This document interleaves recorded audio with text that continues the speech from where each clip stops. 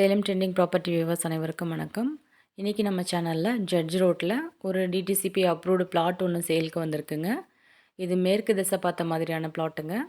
இதோட சைஸ் வந்து பார்த்திங்கன்னா 30க்கு 50, டோட்டலாக 1500 சதுரடி இருக்குங்க.